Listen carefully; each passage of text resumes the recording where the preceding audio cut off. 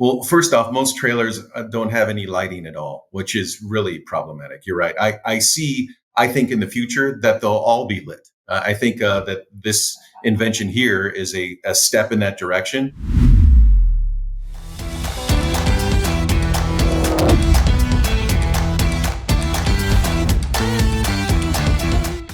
Well, summer is nearly at an end, and for those of us that live in the Great White North, or at least the Northern Hemisphere, it means that the days are getting shorter, things are getting cooler, and that means that lighting becomes a subject that we need to talk about. I'm very happy to have my guest with me today. My guest is Daryl Grady. He's the Director of Engineering of SSR Lighting Solutions. Daryl is a shareholder and heads up the R&D development at SSR Lighting Solutions.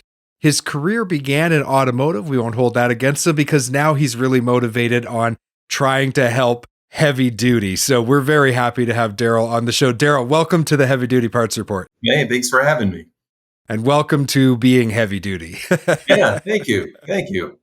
All right. So let's talk a little bit about lighting. You know, I remember many years ago, and unfortunately, this is like 20 plus years ago, when all of a sudden the LED light became a reality. And I remember, talking to fleets about getting the LED tail light so that the light would show up faster and people would respond to it quicker and there'd be less rear end collisions. Like, this is going back 20 plus years. LED's been around for quite a while in the industry. And yet we still have issues related to lighting. And that's what we're here to talk about today. So talk to me a little bit about where we are right now in 2023 as it relates to lighting, semi-trucks and trailers, and the trucking industry. Inside of the trailer, as far as LED lighting is concerned, we do see trailers that have LEDs in the ceiling. But when you do see those, the LED mounts, they have to be modified in such a way to have them installed. So they have brackets on the outside of them that are made to hold them in place and riveted in place. And then, of course, the entire delivery system of the voltage and amperage is something that isn't even tailored to the trailer at all. So you just have these lights that are installed, and then the trunk cable that runs down the side is just, everything is aftermarket. It isn't an actual complete device that is made specifically for inside the semi-trailer. Is that because there is a bit of an attitude towards trailers, like they're just a box on wheels? And so when fleets are speccing them new, they're not requesting this, and then it becomes an afterthought where they think, well, maybe we need it, so they have to add it in the aftermarket. Is that how that happens? Or like, why are we in this situation in 2023? I think it's because an actual entire kit was just never up until this point addressed and invented. I'm running into people that it's been a constant need. But when you do install it in a aftermarket scenario, you're collecting pieces. So it becomes an arduous task. Therein lies the biggest problem up to this point. Why would a fleet want to go to the extra cost of adding this lighting inside of a trailer? Like, I think we all understand the importance of headlights and taillights and marker lights and things like that. But why would a fleet look at this and say, you know what, this is an investment that's worthwhile because it's actually going to create a positive impact for us? Walk me through that. So that's an interesting question, because as we were doing this kit, inventing this kit, we first got involved in it from an automotive, with our background, of course, but from a safety standpoint. Right. Ford had a couple incidences of a worker being injured while inspecting a trailer. There was a large piece of wood and projecting at such an angle that it actually entered the person's leg. And that happened because they could not see. So despite the fact that there's a dock light at the back of the trailer, once a person or somebody enters the trailer, all it really does is illuminate the back of the person or the forklift. So that happened. And then immediately, or not long after that, somebody actually fell off the side of a trailer. Because trailers, as you know, now are all composite down the side. So the large rivets had been sheared, and the forklift went in with a load of racks and to kind of straighten it up on the side, as they do. They kind of use the side of the trailer to get things squared, and he went out the side of the trailer. So even though the trailer was inspected, that was missed. So that is how we originally got involved with the lighting system. So they made a request that the lighting system be invented for safety and inspection reasons. What we found is, as we were doing it, other reasons came to bear. People with multi-stop shipments needed to read labels. We have a customer that services rock and roll shows, so they have our lights in the trailer because people are entering the trailer with their hands full, and they need to be seeing inside the trailer without turning on and off switches. And then also the dropped aspect. The other thing we had to invent was illuminating the trailer when it's separated from the tractor. There are light systems out there that there are no light systems that do that, but there are light systems that allow you to plug them in. But of course, you can imagine the dangers of somebody going out with an extension cord around a dock situation. The businesses wanted to do away with that liability. Yeah, that makes a lot of sense. And, safety is something that unfortunately I don't think that everybody thinks this way, but there's certain people who think this way. They're like, it's just extra cost. It's almost like, they resist it because it's almost like they're resisting it, like paying an insurance bill or something. They just don't want to spend the money. But at the end of the day, if you've ever run a business where people can get injured, you know that once they get injured, any money you save disappears and a lot more goes out trying to offset that situation. So safety is an investment, but it's an investment that has a positive return on investment pretty quickly. Yeah, and we were also looking into that cost of investment, and so we wanted to make a device that could be resellable. So once it's installed in the trailer, that is a positive that the trailer has this lighting system in it, so that charge could be implemented during resale.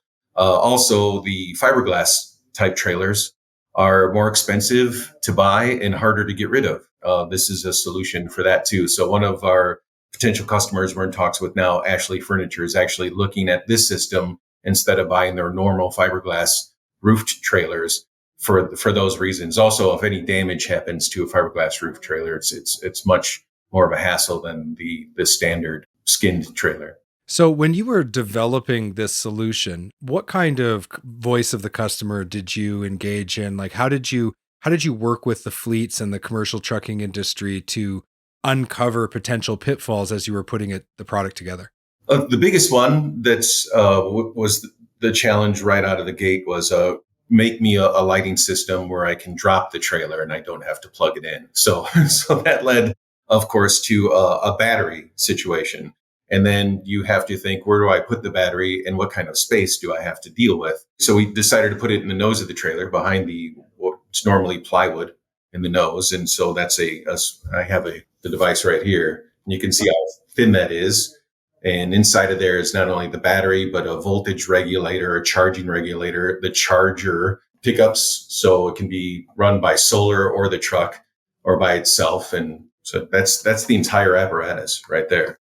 For those that are listening that aren't watching this, it's about the size of a tablet in surface area, but it's probably about 3 inches thick. Not even. So it's just under that actually. And so that's the standard size of a semi trailer. So we had to make sure that it could be retrofitted into any existing trailer. And of course, if it's being installed in the manufacturing level, that it meant or complied with all the manufacturers as well.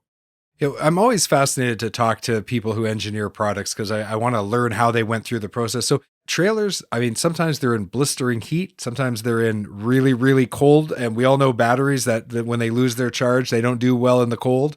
So how did you address the environmental changes that all these trailers are going to go through?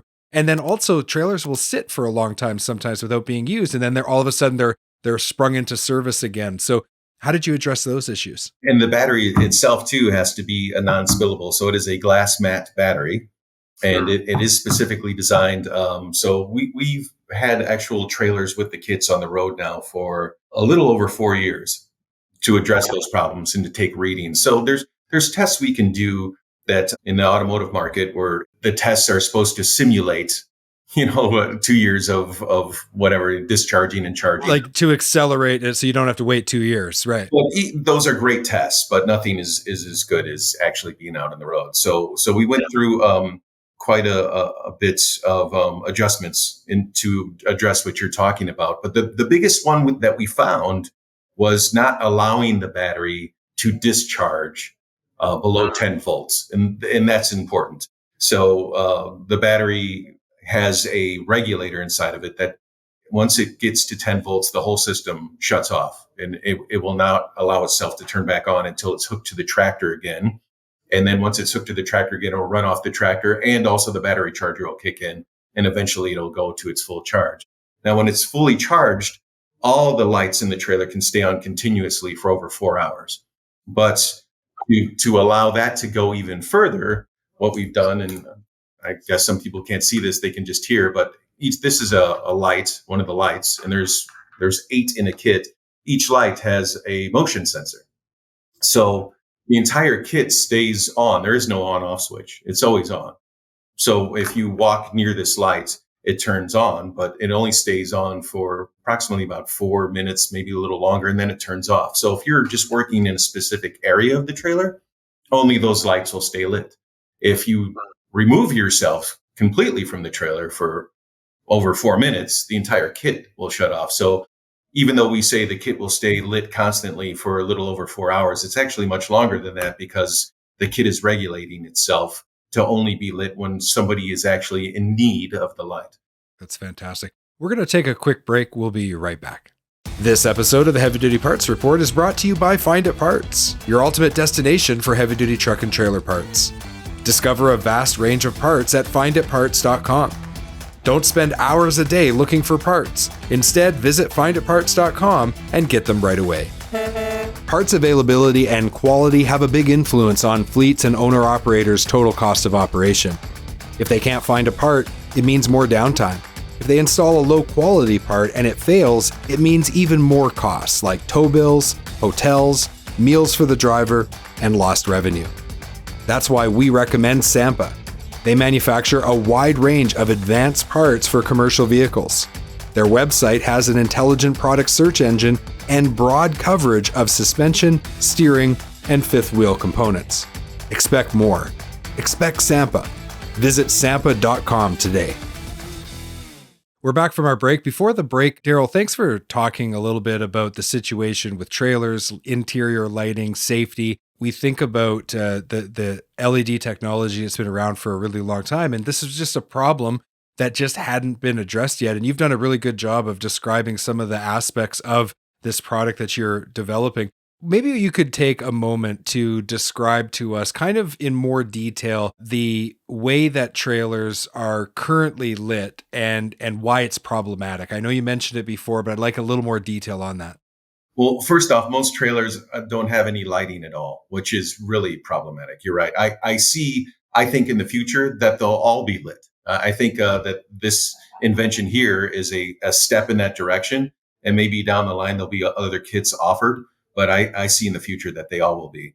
And in a dock situation right now, we're still, after decades, still using the lamp that's attached to the dock itself, the building that swings around and shines into the trailer. And even though that can illuminate a trailer, when you're standing on the dock looking into the trailer, you can see fine. The problem is the minute you step into the trailer or you take a forklift or product into the trailer, it's just illuminating your back. So it immediately just becomes a giant shadow. So the fact that we've been dealing with that technology for decades is kind of mind-boggling. Although, as we mentioned before, even though the LED's been invented, there were the conditions inside of a trailer are so violent from day to day that a way to harness the LED and keep it safe in that environment has been a while coming. And it's finally here. Yeah, let's talk a little bit more about that. You know, in the testing for this product, no doubt you looked at all these different environments, but talk to me a little bit about the temperature at the roof of a trailer and how that was a real problem you had to overcome. Yes. So you can imagine a trailer spends time, it could be in Lubbock, Texas, all the way to Minneapolis, Minnesota. So these trailers go through huge temperature swings, and the materials on the roof of the trailer also, you can imagine, expanding and contracting constantly. And so when we were first trying to put LEDs onto the roof of the trailer, we had some catastrophic failures but those were all learning experiences for us. We wanted to pull data off of that.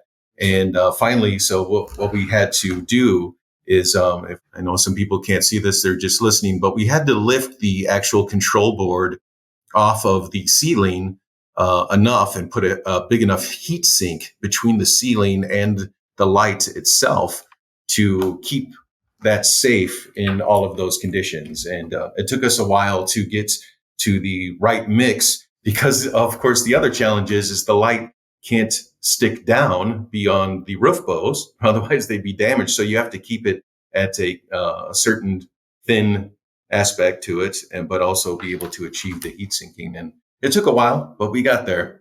There's a couple other interesting things, if I can, too. Each light has a voltage regulator in it. So the light at the front of the trailer is the same luminosity as the light in the back of the trailer. That is another thing that you run into when you're trying to make amperage and voltage travel a 53-foot trailer. The light closest to the power source is brighter than the light that's in the back of the trailer. Of course, we had to adjust that by voltage regulating each light. So when you go into one of our trailers, it is a consistent light all the way throughout.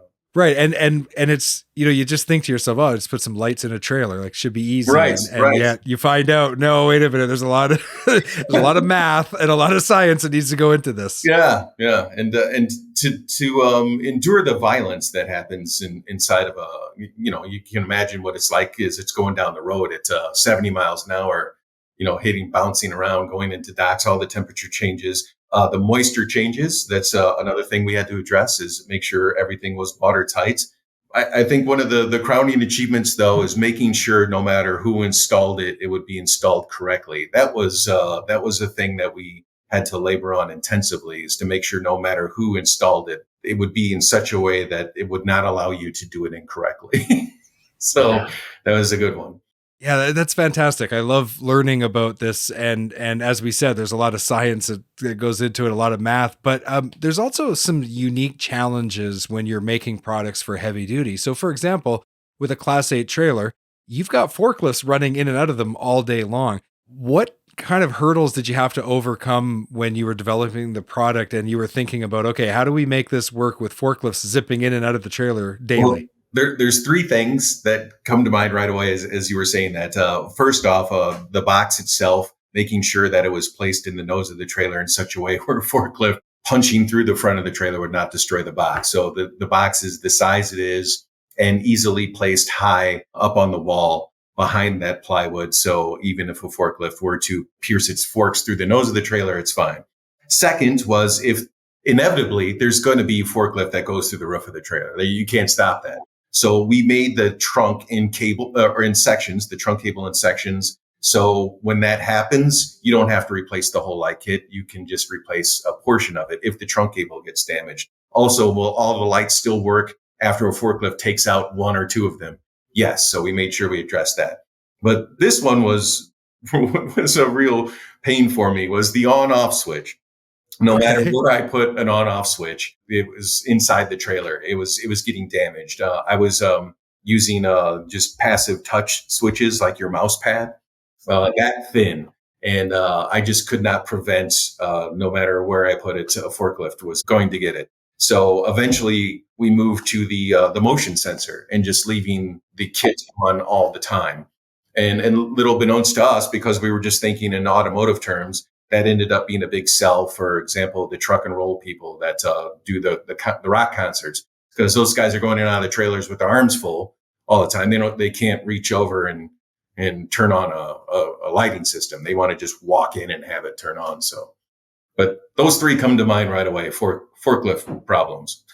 Right. And I can imagine mounting it would have been interesting. Like if you just use bolts or something, wouldn't that just like shear them off as every time? Yeah, if you step inside a well-used trailer, there's nothing but marks all the way up and down the entire side. And even automotive trailers have a plank of thick steel right when you first go in the trailer, because it's just from hitting the dock plate, they're constantly hitting the roof of the trailer. So yeah, the automotive racks, actually most industry racks are made to cube out. They want to get the most out of a trailer that they can. So their racking systems are going to go from floor to ceiling, which doesn't allow a forklift driver a lot of room for error. It's just the way it is. So now that you have the product in the market, this is something that you mentioned could be retrofitted to existing trailers. What is the process that they have to go through to do the retrofit? Roughly how long does it take? Can an average technician do it? Is there any special instructions they need to think about?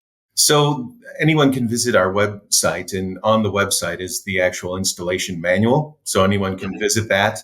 And that's an interesting question. The way it's presented on our website, I would say two people would take about 2 hours. However, that is, we've presented the cleanest, neatest installation. So always thinking in the automotive realm with, the big automotive racks and the forklift drivers going in and out of there. In that installation, you see no wires whatsoever. So the wires from the lights and the trunk cable going down the trailer, we give you instructions how to actually install that. So when you look up at the finished product, all you see are lights. Now, different people have different needs. So if you just wanted to tape the wire up there and just have the lights, of course, you could probably do the entire thing by yourself in 30 minutes. We went to the craziest scenario, and then you can just work your way backward from there. Right, but a couple hours to retrofit the whole trailer. I think that's a pretty reasonable time frame. And now, what about serviceable parts and replacement parts? So over time, things wear out, right? LEDs, the diodes burn out, batteries need to be replaced. They just don't hold a charge anymore. So what is the availability on service parts? And you brought up a good point there too. So this is the lights, and the lights has just a simple plug-in here that can only go one way. That's important too. So if somebody's doing an installation, there's no wrong way to do it. It only allows you to plug it in one way. If one light were to get damaged or need to be replaced, the rest of the lights still work. It's been addressed in such a way that, so let's say some damage happens to a section, you just order one light from us and we'll send it to you, and you can replace that. We've also taken the main trunk cable and put that into 3 sections. So let's say something catastrophic happens just in the area of the trailer. You don't have to buy a whole kit. The battery, 4 screws, and the lid opens, 2 terminals. It's that easy. And everything is warranted for 2 years. But like you said, eventually I would expect the battery to be the first thing that starts to go on a ramp down as far as is holding its charge, and that can easily be replaced. Yeah, well, it sounds like you've put a lot of thought and effort into making this as easy as possible. And it's so important because, people's safety, their bodily, you don't want to have people having bodily harm come to them just because they're there doing their job. And so I love the fact that, it's easy to install, easy to service. That means it's going to work and it's going to be there when you need it to be there, which is great. Typically in like a 53-foot trailer, how many light fixtures do you end up installing in addition to the battery pack and the main trunk cable? With the 53-foot trailer, we found the number to be 8. Each light has a output greater than a 100-watt bulb. That seems to be the standard. When people ask me questions about brightness, they always want it measured against a 100-watt bulb. So they're brighter than a 100-watt bulb. So imagine 8 of those inside of a 53-foot van trailer. You have no problem reading. It's much like an office.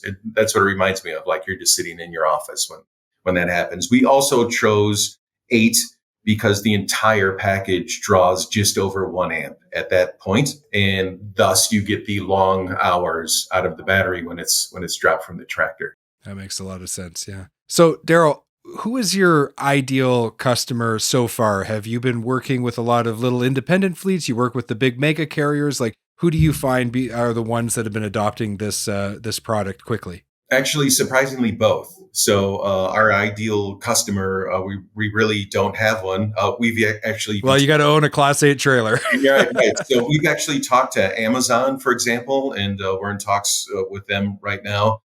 So, I mean, ideally for a first customer, that would be fantastic. But we've also got lights installed in a couple fleets where they only have 4 trailers. In fact, one of those customers I'm very grateful we had early on, because they operate out of Flint, Michigan on a multi-stop basis. So they actually they were a great test bed for us, because if it could survive in that environment, that was a great R&D thing for us. So he was a big help, not only a customer, but we really relished the ability to be involved in that fleet.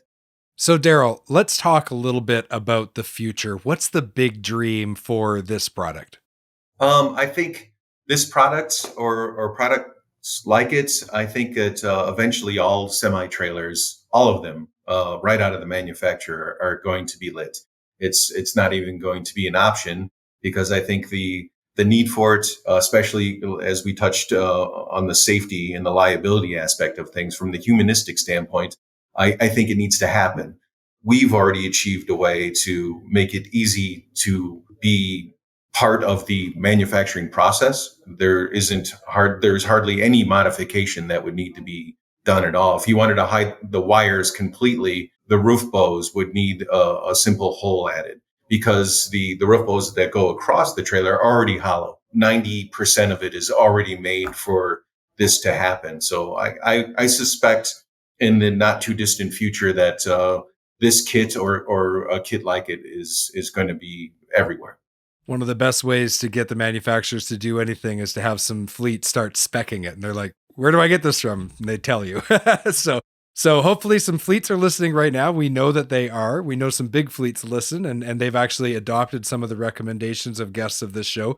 I have confirmation on that. And we know the OEMs are listening as well. So hopefully this helps those people all come together. Yeah, well, I just want to say thank you on behalf of the heavy duty industry, right? We need new players to come in and look at things from different perspectives, leverage different technologies, and bring great new products to the industry. So, from all of us, thank you very much for your efforts on this. It sounds like this is going to be a very successful product for you. I think so as well. I think there's a real need for it in the marketplace, and thank you for having us. Thank you. You've been listening to the Heavy Duty Parts Report. I'm your host, Jamie Irvin, and we've been speaking with Daryl Grady. He's the Director of Engineering at SSR Lighting Solutions. And if you'd like to learn more about this specific product for heavy duty, go to ssrlightingsolutions.com. We will include links in the show notes. Daryl, thanks for coming on the Heavy Duty Parts Report. And if and when you have a new heavy duty part for this industry, we can't wait to have you back on the show. Sounds great. Thank you.